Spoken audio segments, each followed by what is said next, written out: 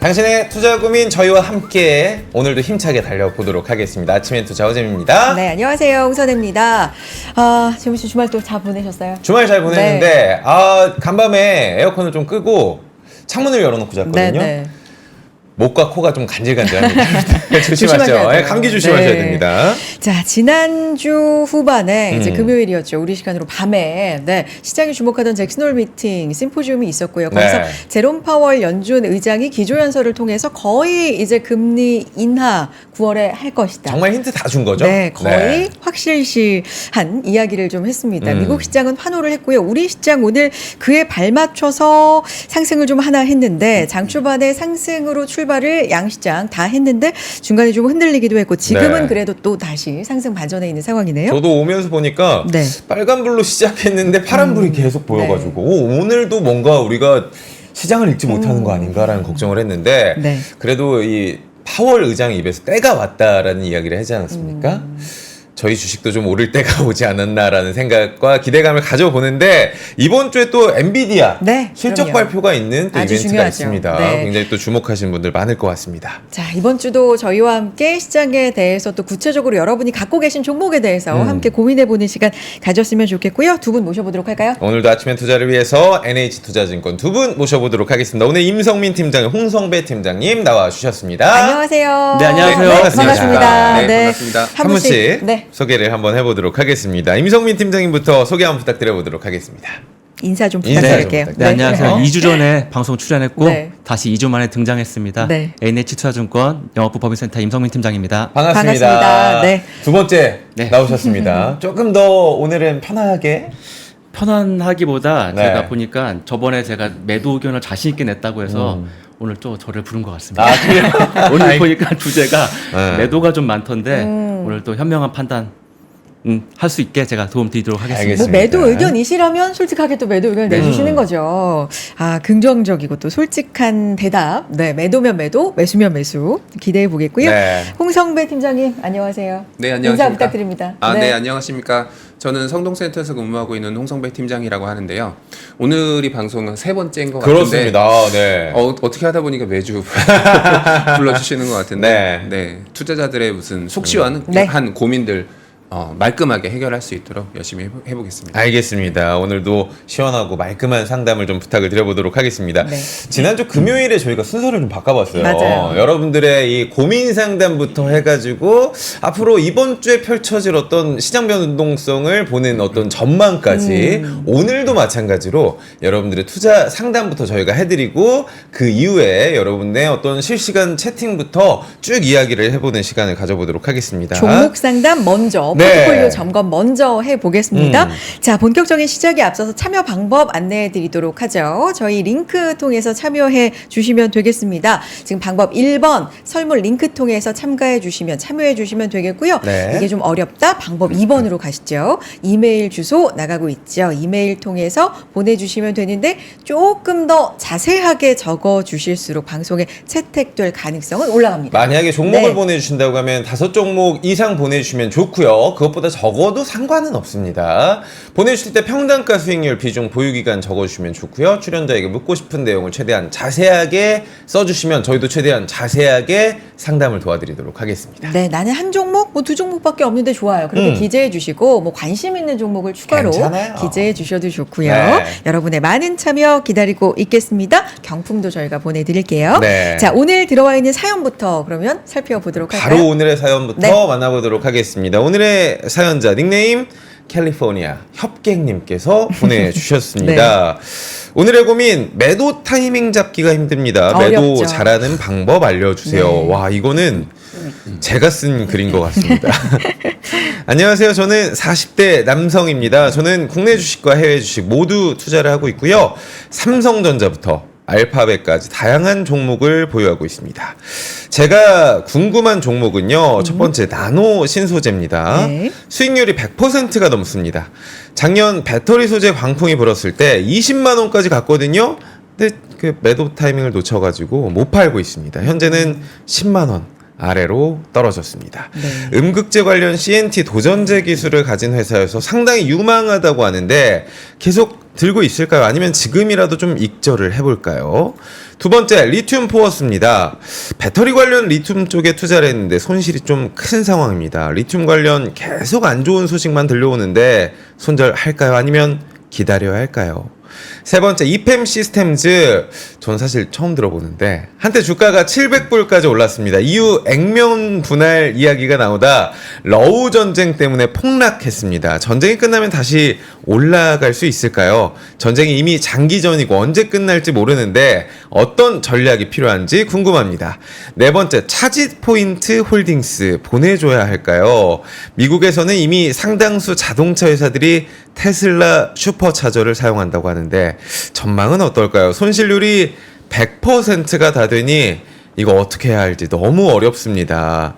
마지막, 알파벳 보유하고 있습니다. 알파벳은 현재 수익권입니다. 미 법무부에서 구글 해체 가능성이 검토되고 있어서 악재가 생기기 전에 익절할지 고민입니다. 어떤 전략을 가지고 갈까요? 이 종목 상담의 큰 고민은 매도하는 게 너무 어렵습니다. 종목 선정은 중요하고 매수하는 것도 중요하지만 매도 타이밍 잡는 것도 중요하잖아요. 매도 타이밍 어떻게 잘할 수 있을까요? 도와주시죠 라고 보내주셨습니다. 네. 자, 매도 타이밍 잡는 게 어렵다고 말씀해 주신 캘리포니아 협객님, 일단 상담 신청해 주셔서 감사드리고요. 네. 전반적으로 지금 5종목 말씀해 주셨고 큰 고민은 매도를 어떻게 하면 잘할 수 있을까, 이런 고민입니다. 네. 일단 포트폴리오 전반적인 평가 좀 들어보도록 할까요? 임성민 팀장님, 어떻게 보셨습니까? 네, 사연자님 계좌 보니까 네. 네, 저희 인생사에 희노애락이 다 있는 것 같아요. 아이고. 더블이 난 종목이 있는가 하면 네. 내일 모레 이게 거의 마이너스 100%까지 갈 종목이 있는 것 같은데 네. 우선 보면은 그 국내 주식 비중이 좀 상대로 좀 높으신 것 같고요. 보면 그 사연자님께서 좋아하시는 종목이 2차 전지 업종하고 IT 서비스신 것 같습니다. 그래서 우선은 이따가 좀 제일 궁금한 게 이거를 이제 매도를 하셔야 되느냐 아니면은 더 갖고 가야 되느냐, 이 부분이 제일 중요하기 때문에 그렇죠. 우선은 업종과 종목에 대해서 한번 분석을 할 텐데 업종에 대해서 먼저 분석한 뒤에 그 해당 종목이 그 업종의 그 방향성에 맞게 움직일 수 있는지 판단해보고 이따가 말씀드리겠습니다. 아, 네. 그리고 네, 매도 타이밍을 말씀하시는 게 굉장히 참 이게 되게 욕먹기 좋은 질문인 것 같은데요.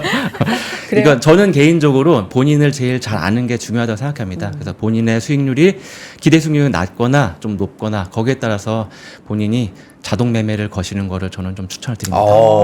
자동 매매를 좀 추천을 한다. 답을 주신 것 같고요. 네, 홍성배 팀장님은 포트폴리오 전반 어떻게 보셨는지? 네. 네. 그 보니까 거의 2차 전지 업종이 좀 맞아요. 많고요. 네, 좀 치중이 돼 있어요. 네, 2차 전지를 좀 사랑하시는 것 같고 그리고 일부 또 소프트웨어 기업들이 좀 있습니다. 네. 소프트웨어 관심 가지고 보시는 것 같아서 굉장히 그 본인이 그 애정과 관심이 딱 여기 포트 안에 좀 나와 있는 것 같고요. 저는 사실 포트폴리오 상담을 하면서 저는 제일 중요한 개념이 회복 탄력성이라고 하는 그 개념인데요. 계속 제가 강조해주고 계시죠. 계속 네, 강조를 네. 하면서 요거 가지고 좀 설명을 드리고 있는데 잠깐 장표 제가 준비한 게 있어서 네네네. 간단하게 좀 보여드리겠습니다. 이 회복 탄력성이라고 회복 하는 탄력성. 거는요, 이게 원래 제자리로 돌아오는 힘을 일컫는 말인데요. 그 심리학에서는 주로 시련이나 고난을 이겨내는 긍정적인 힘을 이야기합니다. 네네. 근데 이게 지금 그 자산 시장에서도 그 통용될 수 있는 말인데 좋은 자산일수록 가격이 빠졌다가도 빨리 회복하는 그런 특성을 보여준다라는 그런 뜻인데요. 실제 우리 지수를 가지고 놓고 보면 미국하고 한국 주가 반응을 비교했을 때 미국이 회복 탄력성이 좋았습니다. 그러니까 덜 빠지고 많이 오르고 그리고 그 하락한 개월 수도 짧았고 회복한 개월 수도 짧았다라는 그러네요. 건데 네. 그래서 지난 10년 동안 수익률을 비교했더니 실제로 미국은 230.3%, 한국은 29.2%에 달했습니다. 그래서 저는 이 회복 탄력성을 종목 상담하는데도 제가 조금 사용을 좀 해보고 싶습니다. 네. 이게 비단 뭐 지수에만 적용되는 게 아니다. 네, 종목에도 맞습니다. 적용이 된다라는 관점으로 이제 설명을 해주실 건데 본격적으로 종목 얘기 좀 들어가 보겠습니다. 네. 캘리포니아 협객님의 고민을 저희가 쭉 이제 소개를 통으로 한번 해드렸는데 정리를 해볼까요? 5개 질문 네. 한번 정리해 보도록 하겠습니다. 화면 한번 일단, 올려주시고요. 네. 첫 번째 고민입니다. 매도가 너무 어려워서 정리 타이밍을 놓칩니다. 방법이 있을까요? 라는 오늘 사연 보내주셨는데 리튬 전망 좋다고 했는데 리튬 포어스는 언제쯤 살아날까요? 러시아 우크라이나 전쟁 끝나면 살아날까요? 이팸 시스템즈의 앞날은요. 더 내려갈 곳이 없는데도 어떻게 할까요? 차지포인트 홀딩스 이제는 보내줄까요? 그리고 아이고. 구글이 해체될 수도 있다고 하는데 이 알파벳 믿고 가도 됩니까? 지금이라도 익절할까요? 라는 고민 보내주셨습니다. 일단 첫 번째 종목부터 질문 드려볼까요? 네. 나노 첫 번째는 신소재. 나노. 사실 배터리 소재 광풍이 불 때 이 나노 신소재를 사셨다가 현재 매도 타이밍 놓쳤다고 하거든요. 회사가 유망하다고는 검색을 해보니까 나와 있는 것 같은데 지금이라도 익절을 할까요? 아니면 계속 가지고 가볼까요? 고민을 주셨습니다. 근데 지금 협객님의 고민에 거의 여기가 이 종목의 핵심일 수도 있어요. 비중이 제일 많거든요. 많고 그리고 수익률도 굉장히 수익률도 좋아. 지금 130%인데 네. 매도 타이밍이 어렵다고 하셨잖아요. 지금 3년 보유하셨는데 사실은 지금 이게 21만 원대까지 갔었습니다. 네, 맞아요. 근데 지금 8만 8천 원대니까 수익률 뭐 130%여도 너무 아쉬우신 거죠. 그렇죠. 매도 예. 타이밍을 완전히 놓쳤구나. 지금 네, 이런 맞습니다. 생각이 드실 겁니까? 어떻게 하는 게 좋을까요? 우선 저는 개인적으로 종목 보유를 할 때 네. 기준을 딱 정하면 업종이 이제 성장을 하느냐 그리고 해당 종목이 그 성장하는 업종의 방향성과 맞는 제품과 서비스를 예, 제공하느냐 네. 그리고 그 제공하는 제품과 서비스가 경쟁력이 있느냐 이 세 가지를 다 봅니다. 네. 그래서 나노 신소재는 우선 제가 이 세 가지 관점에서 좀 차근차근 좀 말씀을 드리면 네. 우선 나노 신소재 자체가 이제 금속이나 이 비철 금속 그걸 이제 나노 파우더를 만들고 이를 이제 액체나 고체 형태의 제품으로 만드는 회사입니다. 그리고 특히 이제 2차 전지 그 CNT 도전제 관련해 가지고 이제 널리 알려져 있고요. 특히 이제 이 나노신 소재가 이제 각광을 받았던 이유가 그 양극재 기존 도전제 대비해서 좀 적게 쓰고도 예, 충분히 그 성능을 발휘할 수 있기 때문에 그 공간에 양극 활물질을 더 넣을 수 있어서 그 배터리 성능 향상에 기여를 할 수 있고요. 음극재에 들어가는 이제 이 CNT 그 도전제 같은 경우에는 실리콘 파우더에 들어가는데 이 실리콘 같은 경우에는 이제 그 팽창을 하다 보니까 이 CNT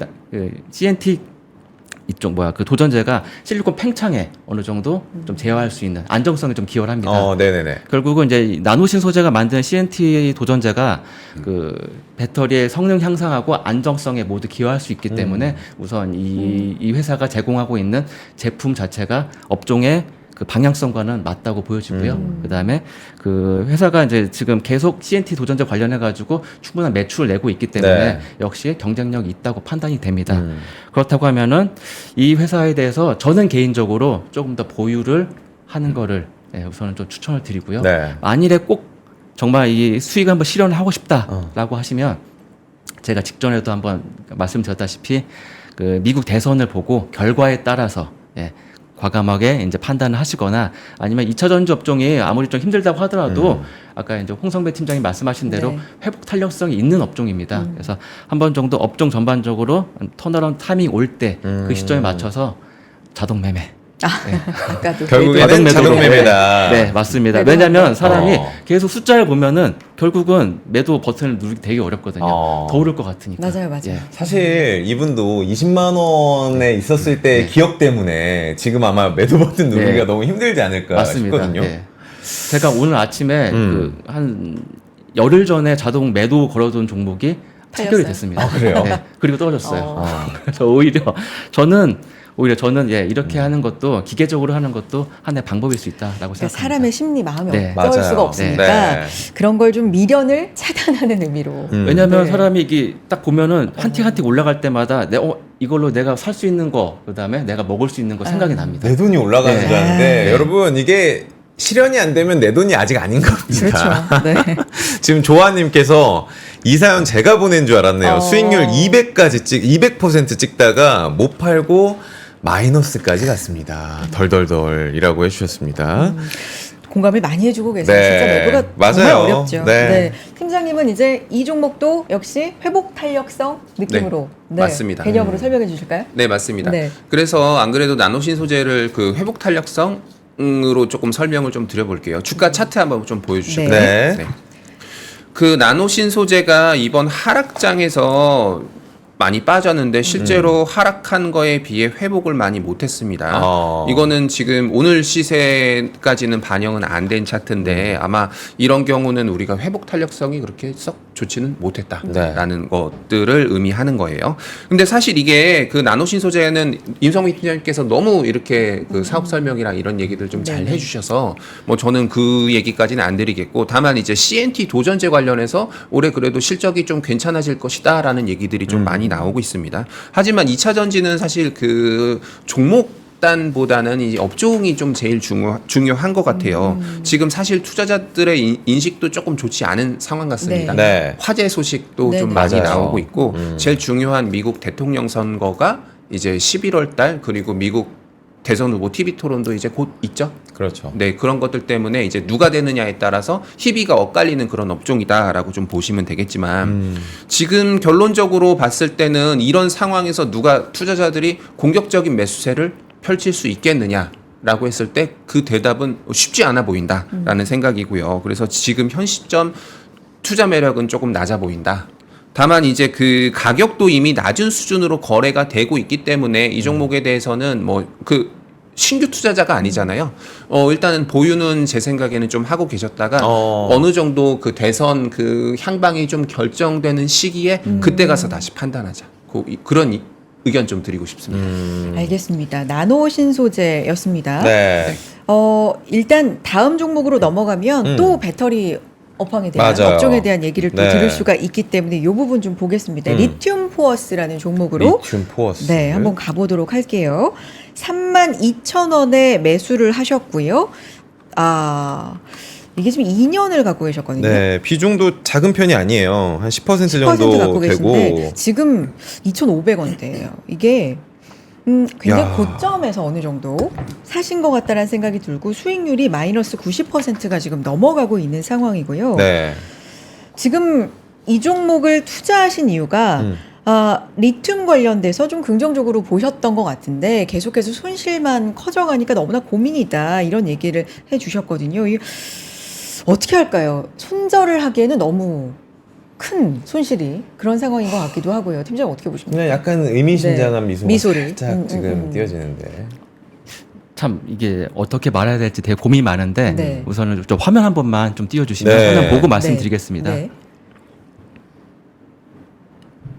화면 나올 거예요. 네. 말씀해 주세요. 네. 지금 뭐 차트를 보면 사연자님도 너무 가슴 아프실 것 같고 네. 예, 시청자분들도 한숨을 쉬실 것 같아서 우선은 이제 제가 최근에 나왔던 반기 보고서 공시를 띄웠는데요. 네네네. 실은 이제 이 회사에 대해서 보유를 해야 되느냐 안 해야 되느냐 부분은 솔직히 저는 이쪽에 이 회사가 하고 있는 지금 방향성과 현재를 좀 봐야 된다고 생각합니다. 네. 보시면 지금 아래 제가 이쪽 커서 가리키는 부분 있잖아요. 이 부분 보시면 실은 리튬 사업에서 아직 성과가 사실상 거의 없습니다. 예. 우선 사연자님께서 이제 어떤 의도로 이 주식을 사셨는지 모르겠는데 뭐 제가 보기에는 아직 리튬 사업을 본격적으로 하고 있지도 않고 그 위에 보셔도 아직 이때 보면은 뭐 제가 2023년 7월에 착공을 했는데 아직 준공까지는 되지는 않은 것 같습니다. 본격적으로 매출이 나오게도 아직은 제가 보기엔 좀 이른 것 같고요. 네. 그렇다고 하면 이건 처음으로 좀 돌아가야 될 것 같아요. 사연자님께서 어떤 의도로 이 종목을 사셨나가 좀 중요할 것 같고요. 만일에 진짜 리튬에 대해서 전망을 가지고 좋게 전망을 보고 좀 투자를 하시겠다. 어차피 리튬이라는 게 2차 전지에서 반드시 필요한 소재이다 보니까 그거에 대해서 나는 긍정적으로 본다라고 하신다고 하면은 실은 이제 이 종목은 아직 사업은 리튬은 약간 본격화하지 않은 것 같고 이름은 리튬입니다. 그러니까 이름을 사신 것 같은데 제가 보기엔 리튬 사업에 대해서 어느 정도 긍정적으로 본다라고 하시면은 종목 교체를 그 권고를 드리고요.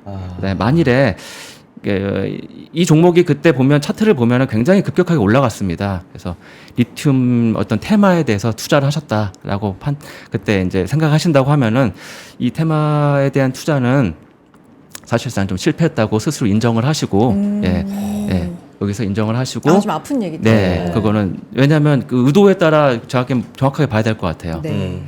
그래서 정말 리튬에 대해서 좋게 본다고 하면은 뭐 에코프로나 포스코홀딩스 이 정도로 종목 교체를 하시는 게 맞는데 만약에 내가 이때 정말 이제 너무 이제 올라가지고 사람 욕심이 그럴 수 있잖아요. 네네네. 그래서 투자를 했다라고 하시면은 이거는 좀 과감한 판단이 좀 필요하실 것 같습니다. 실패를 인정하는 것도 필요하다. 네. 조금은 아픈 얘기를 해주셨지만 뭐 그런 것도 네. 투자 어떤 인생에 있어서 필요한 단계일 수도 있으니까 좀 한번 참고를 해보시고요. 홍성배 팀장님의 얘기도 좀 들어보겠습니다. 이건 역시 회복 탄력성 개념으로 설명이 가능할까요? 사실 차트 보면 네. 워낙에 오랫동안 지금 네. 하락세를 좀 겪고 있어서요. 어떻습니까? 네, 맞습니다. 네. 이것도 역시 회복 탄력성으로 좀 설명을 좀 드려볼게요. 네. 잠깐 차트 한번 보여주십시오. 네. 차트 보게 되면 이것 역시 지금 주가가 굉장히 조금 많이 하락을 했는데요. 그렇죠. 그러면서 올라올 때 못 올라왔어요. 그러는데 최근에 보면은 이게 두 번에 강하게 조금 이렇게 그 매도 시그널이 좀 포착이 됩니다. 네. 지금 노란색으로 네, 맞습니다. 네. 지금 노란색 보시면 그게 네. 좀 매도 시그널인 것 같아요. 이 종목 같은 경우는 얼마 전에 수산화 리튬 공급 계약 관련해서 좀 좋은 소식이 있었습니다. 네. 뭐 리튬 공급하기 위해서 한 1년 정도 준비했다라고 했는데 그게 뭐 콜 테스트를 통과했다. 뭐 이런 얘기까지 좀 들려왔었습니다.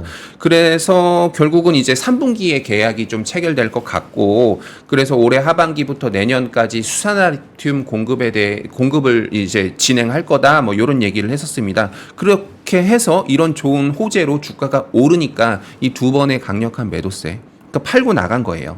결론적으로는 이게 약간 호재에 더 오르는 게 아니고 호재에 오히려 팔고 나갈 기회로 좀 삼은 게 아닌가 싶습니다. 이게 그리고 어차피 이게 2차 전지 업종에 있는 종목이에요. 결국은 이제 미국 대선 관련해서 이 그 희비가 조금 엇갈릴 것 같은 종목이라서 사실 그 나노신 소재랑 리튬포스랑 두 개 다 근데 나노신 소재는 실적이 나오는 종목이고 이건 실적이 나오는 종목은 아니어서 네, 그런 차이가 있을 것 같습니다. 네.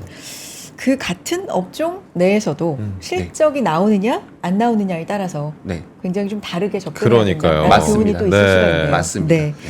알겠습니다. 지금 다음. 많은 분들이 지금 빨간망토 차차님께서도 네. 할 말은 많지만 참아야겠다라고 하면서 네. 뭐 이 종목에 대해서 또 같은 아픔을 공감해 주신 분들이 계시는 것 같습니다. 다음 종목은 미국으로 한번 가보도록 하겠습니다. 이팸 시스템즈 보유를 하고 계시는데 액면 분할 이슈 그리고 전쟁 이슈가 있습니다. 러시아 우크라이나 전쟁 다양한 이슈를 겪은 종목으로 보여지는데 사실 전쟁만 하더라도 우리가 단기전으로 예상했는데 이렇게까지 길어질지 예상했던 분은 안 계신 것 같거든요. 지금 그런 전쟁 통해서 이걸 기다려야 할까요? 아니면 주가의 방향성 어떻게 봐야 할까요? 라는 질문을 던져주셨습니다. 저는 전쟁이나 이런 것보다는 이 업에 대한 이제 기본적인 이제 그 특성을 가지고 분석하는 게 좀 맞다고 보여지고요. 네. 네. 왜냐하면 여기서 전쟁이 그렇듯 뭐 조기 종식 된다고 해서 크게 변화가 있을까에 대해서는 조금 의문이긴 합니다. 그래서 기본적으로 이렇게 IT 솔루션 기업 같은 경우에는 이제 인건비에 대한 부담이 굉장히 큰 사업입니다. 그러다 보니까 다양한 요인을 위해 가지고 최근 인건비가 많이 올랐잖아요. 네. 그래서 이러한 대한 부분들이 향후 제가 보기엔 어느 정도 지속될 것으로 보고 있고요. 이게 업의 특성이다 보니까 그 때문에 대체적으로 보면은 이 IT 솔루션이나 이 SI 업체들 같은 경우에는 주가가 그렇게 변동성이 매우 크지는 않습니다. 그래서 제가 보기엔 그렇다고 해서 이제 이 회사는 기본적으로 업력도 있고 경쟁력도 있기 때문에 어떤 큰 변동성을 바라기보다는 장기 관점에서 장기 투자를 하시는 게 좀 낫지 않을까 생각합니다. 근데 저도 여기가 생소해서 찾아보니까 일하는 이 직장에서 일하는 인력들의 상당수가 전쟁 지역에서 근무를 하고 있더라고요. 네, 맞습니다. 그렇기 때문에 연관이 좀 있다라고 판단을 하면 될까요? 왜냐하면 미국 지역의 인력보다 인건비가 좀 저렴했기 때문에 예,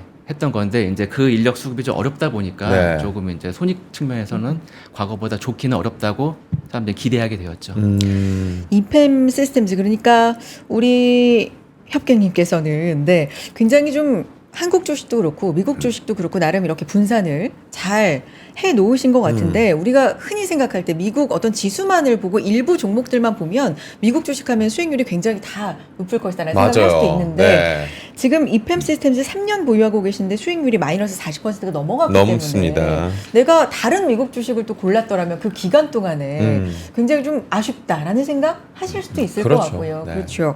팀장님 이것도 역시 회복 탄력성입니까? 네, 맞습니다. 그걸로 조금 설명을 드릴 건데 우선 이팸 시스템즈는 모르시는 분들이 좀 많이 계실 것 같아서 네. 간단하게 좀 말씀을 좀 드려보면 사실 이게 2년 전에는 굉장히 좀 유명했던 회사입니다. 그때 당시에는 주가가 굉장히 조금 높았고요. 그래서 뭐 여러 가지 말들이 많았는데 이게 그 회사 자체는 뭐냐면은 우리 그 B2B 기반의 소프트웨어 기업이라고 좀 보시면 되는데 네. 기업이 이제 필요한 그 서비스라든지 IT 서비스들을 보통 이제 컨설팅 해주고 그다음에 그 관련해서 이제 그러면 개발하고 구현해주고 실제 운용까지 해주는 그런 업체다라고 좀 보시면 되는데 이 회사가 가장 이렇게 좀 매력적인 부분은 뭐냐면 그러니까 우리나라로 치면 뭐 SK CNC, 삼성 SDS 같은 기업인데 이 회사가 그 개발비가 굉장히 좀 저렴해요. 네. 개발하면은 사실 우리 인건비가 차지하는 비중이 굉장히 좀 많은데 이 좀 인건비가 상대적으로 저렴한 국가의 인력들을 좀 많이 사용을 했었습니다. 네. 그래서 실제 보면은 그 전체 인력 구성원 중에 그 러시아 우크라이나, 벨라루스 지역의 그 개발자들이 전체 비중의 50%가 넘습니다. 그러니까 쉽게 말하면 그 사업 비즈니스 자체가 안 되는 게 아니고요. 근데 그 실제 그 일을 하려고 하는 그 개발자들이 전쟁 때문에 일을 못 하게 된 거예요. 그래서 주가가 굉장히 그 빠그러졌다. 네. 이렇게 좀 보셔도 좀 될 것 같은데 그 이제 주가를 조금 볼게요. 네. 이팸 시스템즈 일봉을 보면 최근에는 좀 오히려 시장과는 다르게 움직였습니다. 이번에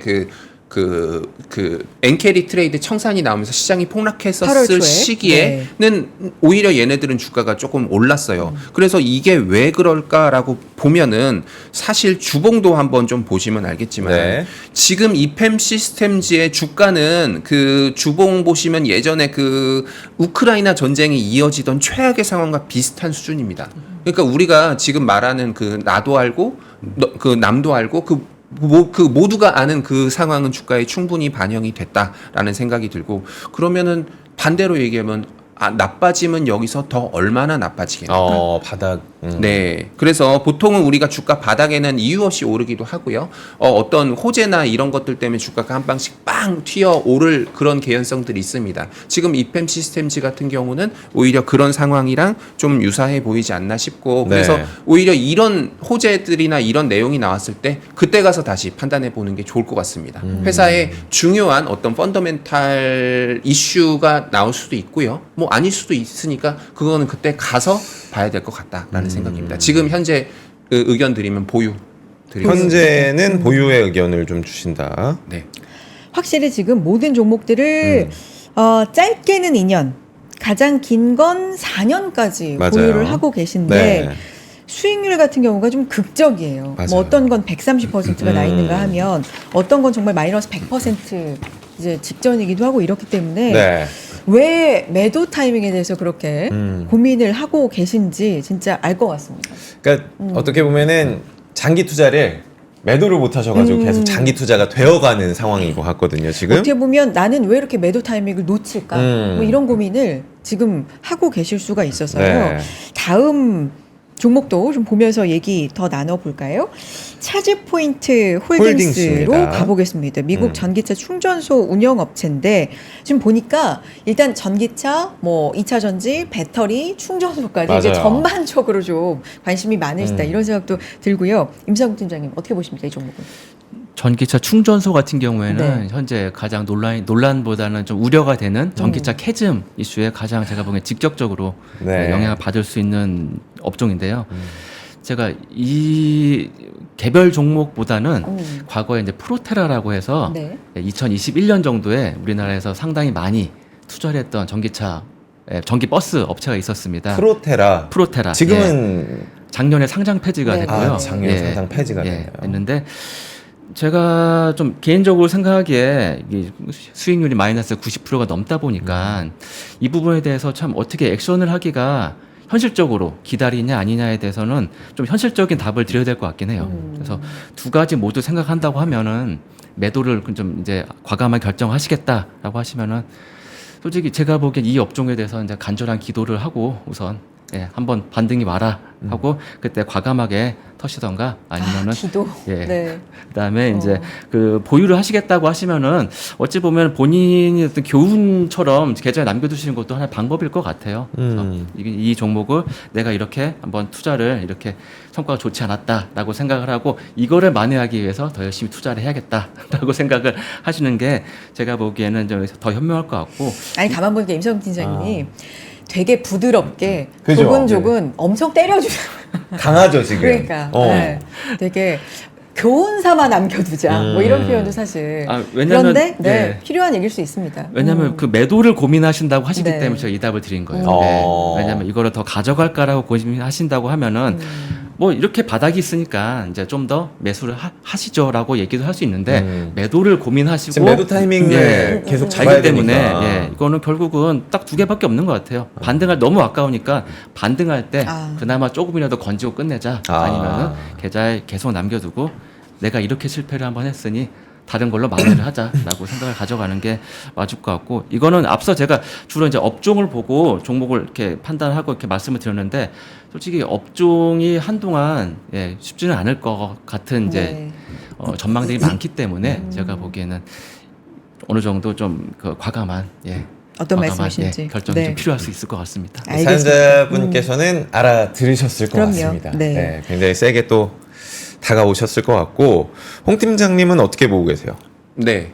우선 지금 이미 답을 좀 어느 정도는 좀 알고 계신 것 같아서 제가 그냥 부연 설명 정도 해드리면 될 것 같습니다. 우선 그 전기차 충전 시설 인프라 전문 회사죠.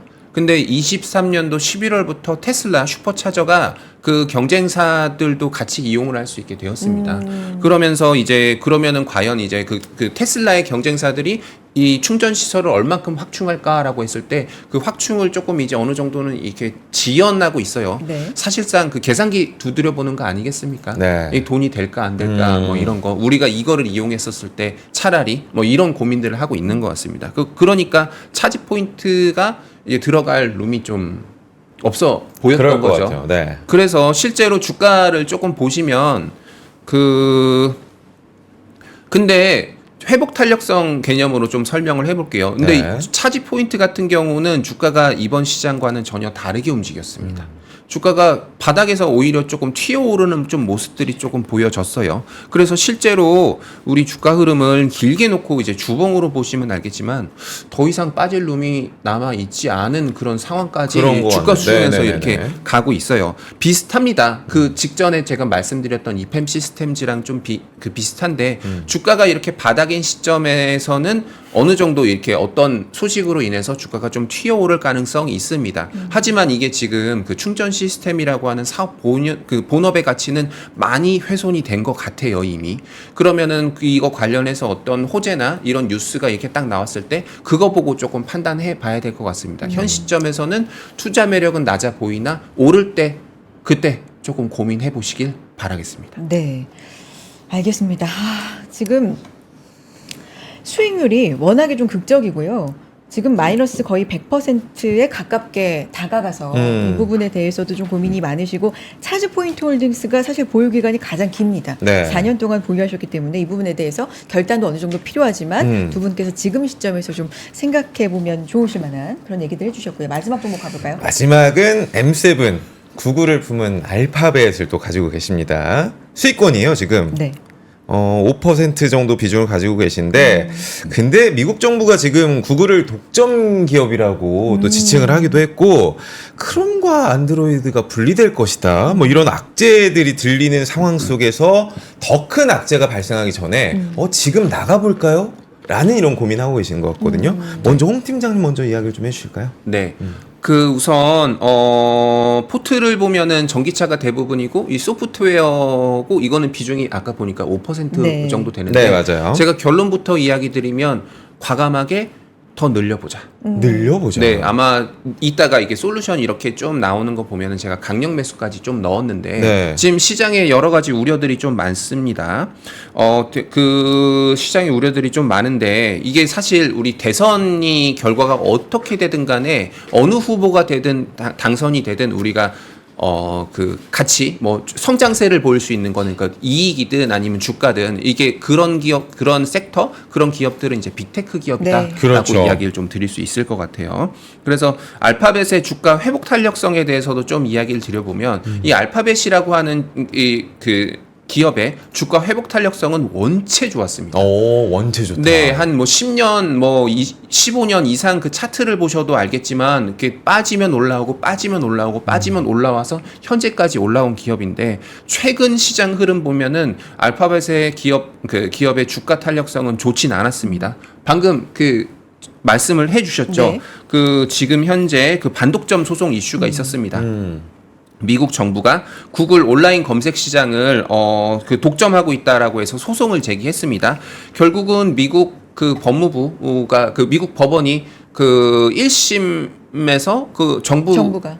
정부의 네. 손을 좀 들어주지 네. 않았습니까? 네. 그래서 지금 구글 안드로이드 OS랑 그리고 크롬에 대해서 매각 이런 것들을 좀 검토하고 있다. 뭐 이런 기사까지 좀 확인이 됐습니다. 그래서 이제 그 회복 탄력성이 낮은 건데 그러면은 이 두 가지를 띄어내면 구글이 뭐 먹고 살지? 뭐 이런 질문들을 하실 거예요. 그렇죠. 지금이라도 당장 팔아야 되냐라고 물어보시는 수 있는데 근데 이게 사실은 기업 해체를 포함한 그 매각 이슈는 새로운 이슈입니다. 이거는 다시 법원의 추가 승인을 받아야 되는 거고 지금 이게 1심 아니겠습니까? 이 구글이 항소를 할 겁니다. 그래서 1심 가고 2심 가고 3심 가고 이 자체로만 해도 4, 5년 정도가 걸릴 거다라고 좀 보고 있고요. 그리고 사실 결국은 이게 그 장기전인데 그 과거에도 유사한 사례가 하나 있긴 했었습니다. 네. 그래서 마이크로소프트가 예전에 그 윈도우가 그 미국 정부에서 그 미국 소프트웨어 시장을 그 독점하고 있다라고 해서 소송을 걸었었습니다. 그래서 결국은 이제 그 이것도 해체, 매각 뭐 이런 얘기들이 나왔었는데 안 됐어요. 그래서 기존 사례 이게 쉽지 않다라는 거고 시간이 굉장히 오래 걸린다라고 봤을 때 어느 정도 지나고 나면은 이제 그 희석되지 않을까라고 보고 있어서 이 때문에 혹시라도 주가가 빠져 있으면 사야 되는 기업이다라고 해서 제가 강력 매수 의견 드리겠고요. 야. 비중은 5%에서 뭐 35% 이상 올리셔도 무방할 종목이다라고 이야기 드리고 싶습니다. 오히려 비중을 더 늘려봐도 좋을 것 같다. 강력 매수 의견을 주셨습니다. 네. 지금 5종목 갖고 계신 거 가운데 굉장히 강력하게 가장 긍정적인 강력했습니다. 의견을 네. 주신 것 같고요. 팀장님 말씀 좀 들어볼게요. 솔직히 저도 네. 홍성배 팀장님하고 의견은 동일하고요. 네. 예. 솔직히 알파벳에 대해서는 이견이 없을 만한 네. 회사입니다. 예, 이미 숫자로 모든 걸 증명하는 회사고 이미 많은 사람들이 차트를 보면 충분히 보시면 딱 느낌이 올 만한 회사입니다. 그래서 저도 여기에 대해서는 크게 부연 설명은 안 해도 될 것 같습니다. 알겠습니다. 자, 두 분께서 오늘 이렇게 5종목에 대해서 포트폴리오 점검을 해주셨는데 네. 사실 마음이 좀 아플 만한 결단이 필요할 만한 그런 의견도 있었고요. 참고를 잘 해보시길 바랍니다. 솔루션 한번 정리해볼까요? 솔루션 한 번에 정리를 일단 띄워주시면 감사할 것 같고요. 네. 저희가 중간에 질문이 하나 들어왔는데 홍 팀장님, 비온디님께서 원화 강세 시장에서는 미국 주식 투자에 어떤 영향과 전망을 내놔야 합니까? 어떤 전략을 짜야 합니까? 이런 질문 주셨는데 네. 간단하게만 좀 설명을 해주시면 좋을 것 같아요. 원화 강세가 뭐 여러 가지 요인들이 있긴 하지만 사실은 그 미국 주식은 오히려 이랬던 것 같아요. 그 달러, 그러니까 원달러 환율 기준으로 이야기를 좀 드려보면 원달러 환율 기준이 조금 비쌌을 때가 오히려 그 미국 주식을 사야 될 좀 타이밍이었던 것 같고요. 지금 그 원달러 환율이 내려가는 시점에서는 보통 미국 주식이 고점 논란 이런 것들이 좀 많았었습니다. 지금 사실 미국 주식이 고점 논란이 조금 있을 수도 있는 상황은 아니지만 네. 그래도 많이 올라오지 않았습니까? 지금 오늘 한국 시장 약세에 비해서 지금 미국 시장은 전일 금요일 시장은 좀 세게 많이 올라왔어요. 네. 아까도 뭐 엔비디아랑 삼성전자, 하이닉스 뭐 이런 비교하는 글이 있는데 사실상은 원화 강세와 관련성은 좀 낮습니다. 그래서 이게 원화 강세가 돼서 뭐 한국 주식이 더 좋고 뭐 이거는 사실 그 무의미한 것 같고요. 지금 현재로 놓고만 봐서는 사실 섹터에 대한 부분 그리고 지금 반도체가 더 갈 거냐 안 갈 거냐 엔비디아의 실적 이슈 뭐 이런 것들이 더 핵심일 것 같습니다. 결국은 이거에 따라서 삼성전자 하이닉스도 주가가 달라질 거고요.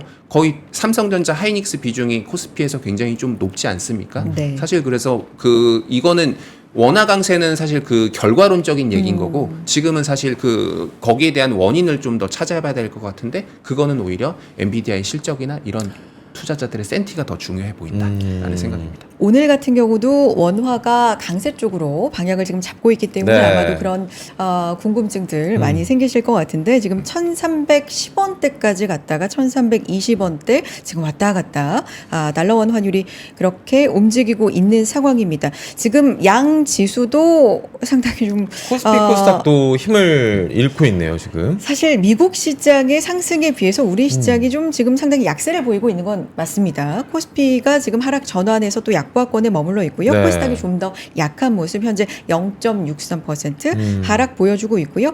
삼성전자와 SK하이닉스가 각각 1%대 하락을 보여주고 있습니다. 일본 시장도 지금 약한 상황이에요. 오늘 네. 같은 경우 니케이도 지금 1% 가깝게 0.97% 하락하고 있고 토픽스도 0.9%대 하락을 보여주고 있습니다. 그래서 아마 환율 쪽으로도 많이들 궁금해하시는 것 같고요. 시장 얘기 좀 이어가 봐야 될 것 같아요. 네. 도대체가 갈피를 또 못 잡는 시장 상황입니다. 네. 잠시 광고 듣고요. 두 분과 함께 아침엔 포인트로 함께 하도록 하겠습니다.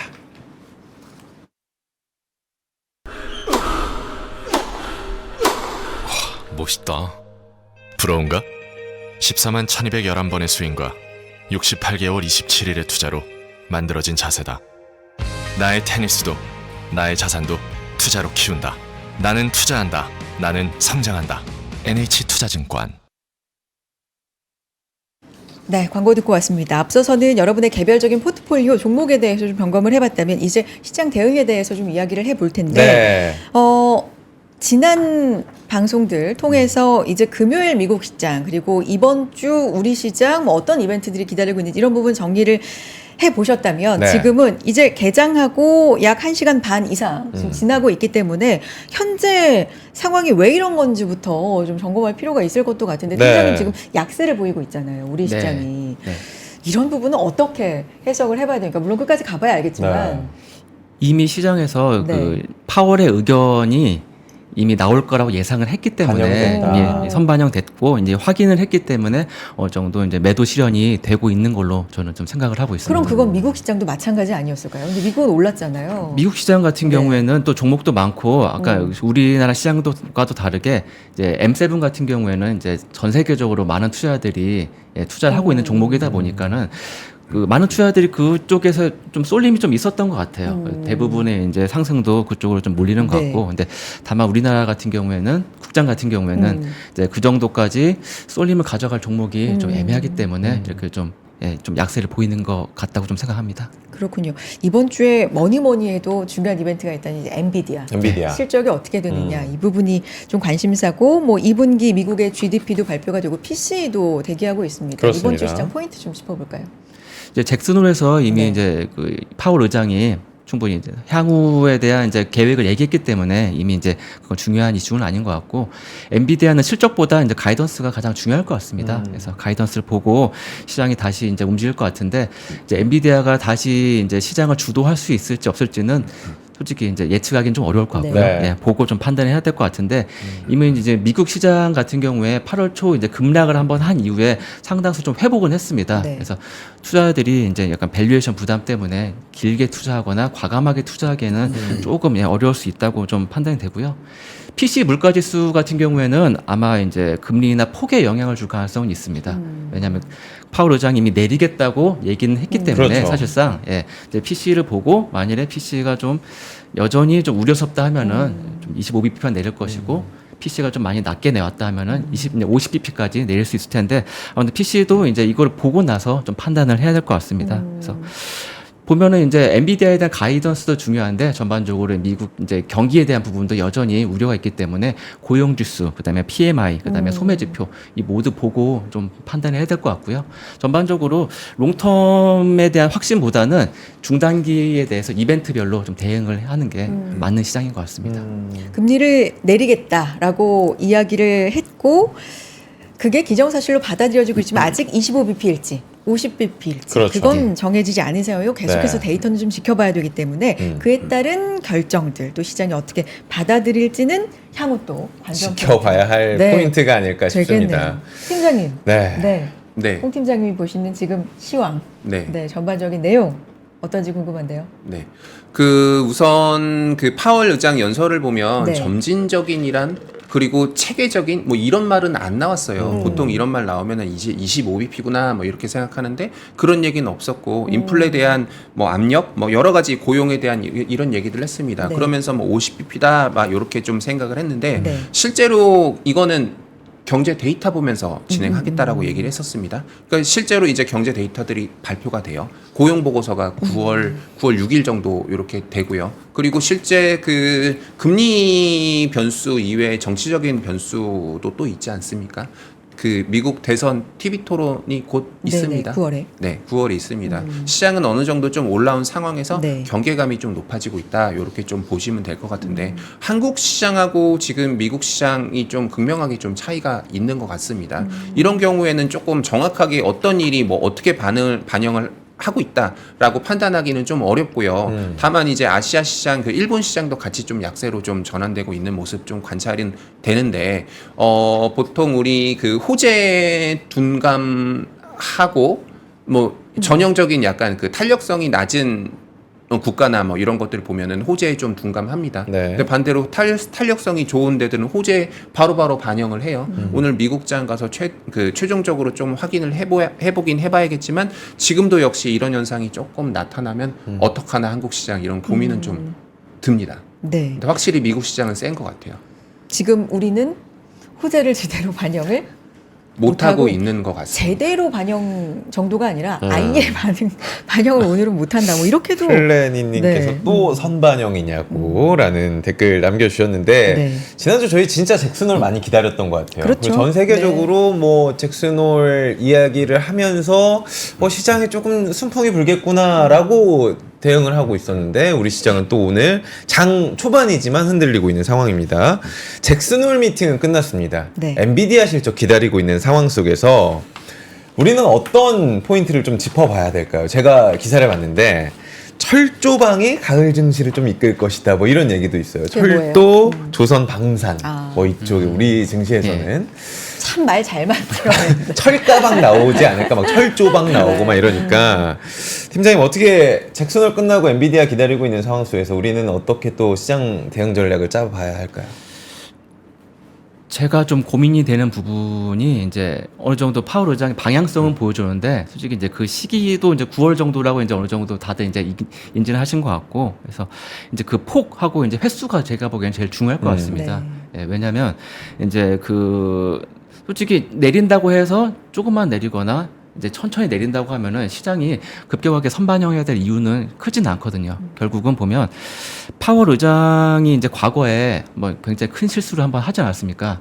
예, 분명히 그 경제 지표상으로는 물가가 오르고 있는데 일시적이라고 이제 자의적인 판단을 했는데 그 이후에 이제 상당히 물가가 오르다 보니까 예, 급하게 이제 금리를 올렸고 이제 시장이 많이 흔들렸었는데 이번에도 보면은 파월 의장의 이제 멘트를 추정을 해 보면 시장이 반영한 거를 그냥 그대로 얘기했다 정도로 저는 생각을 합니다.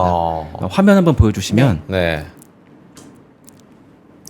시장이 그대로 뭐 그냥 네. 알고 있던 걸 얘기했다. 그냥 네. 단순히 보면 딱 1개월 동안 네. 미국 국채 보면 딱 50bp 정도 이미 하락을 했습니다. 하락을 했고요. 또 그 보면은 이제 저희 이제 CME 패드워치 네. 보시면 이제 50bp 상승에 대한 기대가 한 달 전에 이제 11.3%였는데 지금 36.5%까지 올랐습니다. 네. 미국 국채 10년을 보고 그대로 제가 보기에는 이제 이렇게 따라간 것 같아요. 그래서 결국은 파월 의장의 선택과 어떤 방향은 시장을 그대로 쫓아갈 가능성이 매우 큽니다. 왜냐하면 이분은 2번 틀려서는 안 되거든요. 그렇기 때문에 시장의 향방에 대해서 제가 보기엔 어느 때보다 되게 중요하게 봐야 될 것 같고 그렇기 때문에 지금은 이제 롱텀으로 보기에는 미국 대선도 있고 뭐 경기 침체 이슈도 있다 보니까 길게 보기에는 되게 어려운 시장인 것 같고 짧게 해서 매 이벤트 그다음에 9월 10일에 있을 뭐 해리스와 트럼프의 토론 이런 것들 네. 모두 다 이제 꼼꼼히 보시면서 그에 따라서 이제 개별적으로 대응을 하는 게 중요한 시장일 것 같습니다. 금리 인상 시기는 좀 놓쳤다. 실기에 따른 비판이 많았기 때문에 네. 인하 시기만큼은 너무 빠르지도 늦지도 않게 딱 맞추려면 그쪽도 미국 쪽도 굉장히 신중할 거다. 여러 가지 볼 내용이 많다. 네. 자, 팀장님. 네. 구체적으로 어느 부분에 그렇다면 뭐 미국도 그렇고요. 우리는 사실 모르겠어요. 이게 워낙에 네. 순환매고 좀 네. 빠르게 단타 시장 위주로 지금 가다 보니까 주목할 만한 섹터를 질문드리기가 사실 좀 조심스럽기도 그렇죠. 한데 네. 전반적으로 섹터는 어떻게 보고 계십니까? 저는 사실 3주째 같은 얘기 좀 드리고 있는 것 같은데 AI 처음엔 반도체 섹터 말씀을 좀 드렸고 그 다음에 AI 소프트웨어 섹터를 조금 이야기 드렸습니다. 네. 시장 전반적으로 봤을 때는 그 원래 미국 대선이 있었던 해는 원래 흔들거렸어요. 그 지난 한 15년, 20년 동안 흔들거렸습니다. 네. 이거는 이번에도 다르진 않고요. 근데 결국 시장이 끝나고 나서 뭐 방향성을 좀 찾는다라고 하면은 그 다음부터는 이제 또 다른 주도주 찾기 게임이 또 시작이 됩니다. 그래서 저는 오늘 AI 소프트웨어 섹터를 다시 한번 강조드리고 싶습니다. 네. 그래서 올해는 AI 반도체 하드웨어 섹터였다고 하면 내년에는 AI 소프트웨어 섹터까지 같이 보자라는 이야기인데요. 장표 조금 네, 나갈 거예요. 네, 장표 보시면은 네. 사실 그 빌 게이츠 되게 유명한 뭐 투자자라고 해야 되나요? 기업인이라고 해야 되나요? 근데 이 빌 게이츠 그러니까 게이츠 노트라는 게 있어요. 네. 이 게이츠 노트가 사실 저는 제가 봤을 때는 자기의 생각을 쓰는 게 아니고 저는 예언서라고 할 정도로 이 사람은 예언가가 아닌가 이런 생각이 좀 들어요. 그래서 언제 했냐면 2023년도 그러니까 2월인지 3월인지 23년도 초에 얘기했고요. 23년도 11월에 얘기했는데 그러니까 두 번 얘기를 했습니다. 그 AI가 그 5년 안에 우리의 삶을 완전 바꿔놓을 것이다라고 얘기를 했습니다. 그래서 23년은 AI 해였다라고 했는데 실제로 그렇게 됐어요. 네. 그리고 이 사람이 얘기하는 것들을 너무 저는 이게 인상 깊어서 이거를 3번 정도 좀 정독을 했습니다. 이게 핵심 내용은 뭐냐면은요.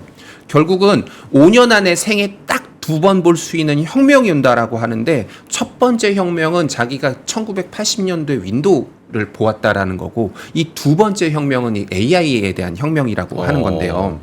이게 지금 첫 번째는 완벽한 AI 개인 비서를 갖게 된다. 5년 안에. 근데 이게 뭐냐면 우리가 실제로 그 의료 그 모든 그 생활 전문가가 뭐 스마트폰이든 손목시계든 안경이든 이런 웨어러블 디바이스 쪽에 들어가서 그 여행 전문가, 뭐 요리의 전문가, 뭐 이런 것들이 그냥 그 내 AI 개인 비서를 갖게 되는 거고 그리고 앱하고 프로그램이 필요 없다라고 하는데 그냥 말로 하면 끝난다고 합니다.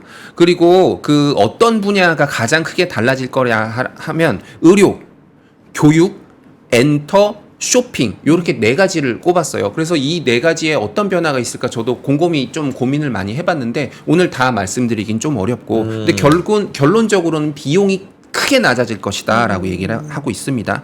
생산성 향상이 절대적이다 라고 하는데 이게 어떤 그 화이트 칼라, 블루 칼라 어떤 칼라든 관계없이 그냥 이제 슬픈 얘기입니다. 일자리가 줄어드는 그런 게 발생한다라는 건데 네. 이게 지금 이 사람이 예언대로 실제로 흘러가고 있고요. 그래서 저는 이 혁명에 준비를 해야 된다라는 건데 어떻게 준비할 거냐?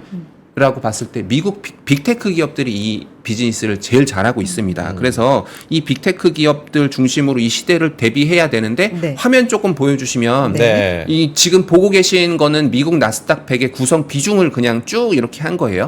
그 중에서 우리가 이런 비즈니스 특히 소프트웨어 기준으로 봤을 때 어떤 기업들이 비즈니스를 잘하냐라고 했을 때 이런 애들입니다. 애플, 마이크로소프트, 아마존, 메타 플랫폼, 구글 여기 보면은 하드웨어 기업들도 있습니다. 네네. 그래서 내년도에 어떤 식으로 이런 그림이 그려질까라고 봤을 때 저는 AI가 그러니까 클라우드 비즈니스에 생성형 AI가 붙는 거를 시작으로 AI 소프트웨어 그러니까 사업이 가시화될 것이다라고 이게 보고 있습니다. 현재 생성형 AI를 좀 보면은 뭐 마이크로소프트에 뭐 여러 가지 그런 게 있을 겁니다.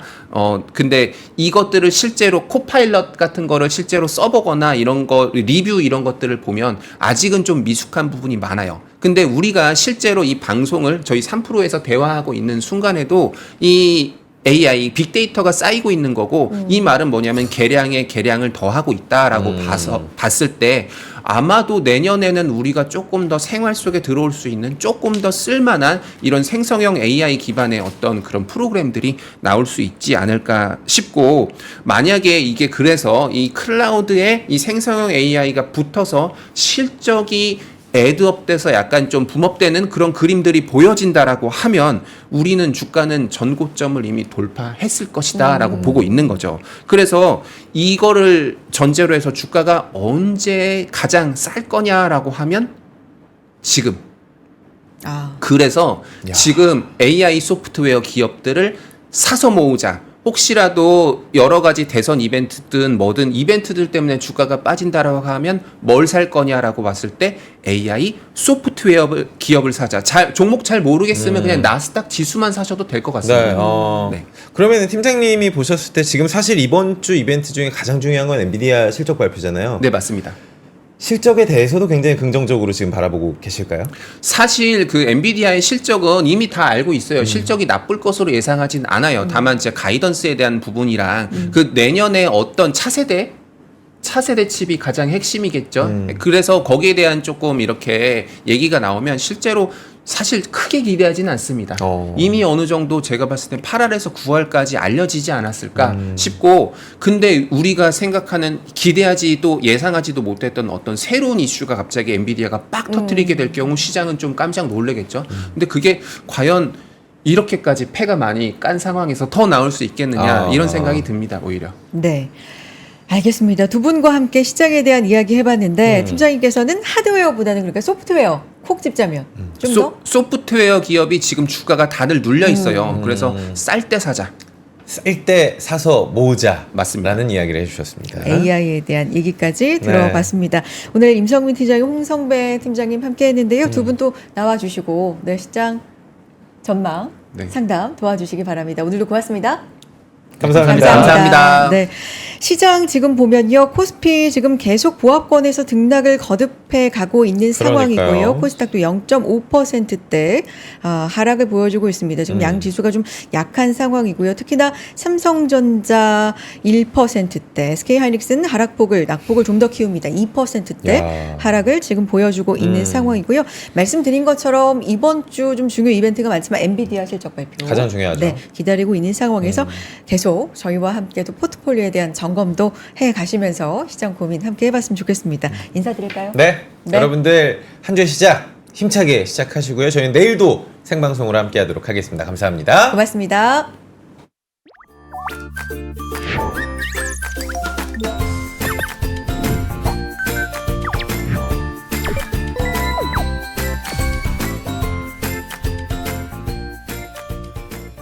박근영, 이선영, 차경인, 염승환 투자 마스터들의 세심한 케어로 건강한 투자 습관을 만드세요.